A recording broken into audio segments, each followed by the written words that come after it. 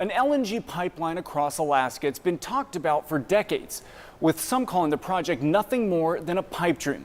But the proposal has gained traction in recent years, due in large part to a relatively new partnership forged between the state of Alaska and China. China is a vibrant and memorable place. From dancing bears to street food. We're about to try the scorpion that bites back. Blake, I got you, buddy. I like it more than I wanted to. The stinger's delicious. A cultural fusion of ancient traditions and modern-day advancements. But whether you're in Chengdu, Beijing, or Shanghai, those advancements have come at a cost. You see people with the face masks. The haze you see hanging over the city has nothing to do with the weather. It's caused primarily by coal. This country is very serious about shifting a lot of its coal burning, which is about half the world's coal is consumed here. About 70% of their fuel for power gen is coal. They're very serious about shifting that to natural gas. That shift includes a non-binding partnership with the state of Alaska, a joint development agreement signed last November between the Alaska Gas Line Development Corporation, the Chinese oil and gas company Sinopec, a Chinese investment company CIC Capital, and the Bank of China. Sinopec will be the purchaser of LNG. Bank of China will be the lender to the project. And then CIC Capital would be the equity investor if they decide to invest. As it stands now, development of the roughly $43 billion gas line project would guarantee China 75% of the pipeline's capacity for roughly 30 years. And while there is not yet a final guarantee on investment or development, now it's really a matter of just paperwork. Optimism abounds. I put a very, very high probability on this project. I mean, in the 90s. While Alaska and China acknowledge the partnership could be mutually transformational, at least publicly, excellent cooperation. Little progress has been made since the non-binding agreement was signed more than 6 months ago. Not really new. It's just an evolving process. It's a big project, and everybody's sort of sorting out what their particular role specifically is going to be. And despite recent one-on-one meetings, there were no new announcements, big or small, during the governor's trade mission to China. And as everybody knows, that the AKLNG project is a highly capital-intensive project. And the construction might be very complicated.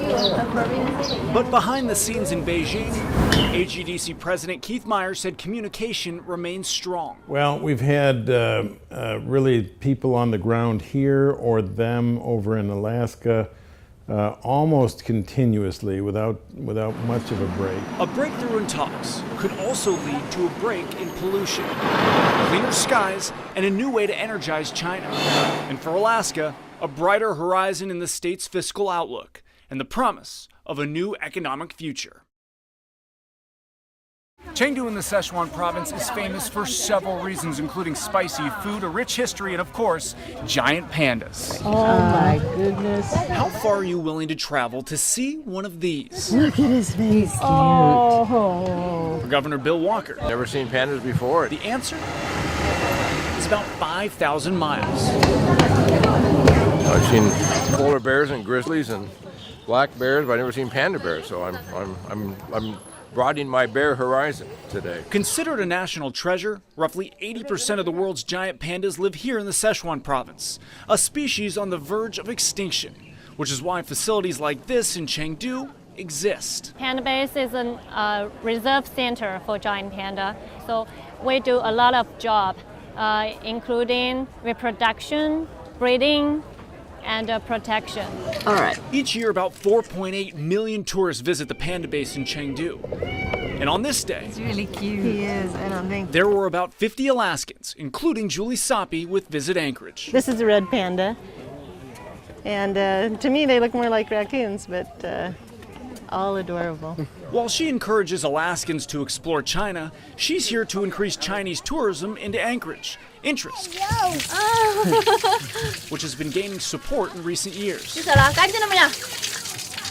I have seen is more and more people travel from Seattle to Alaska and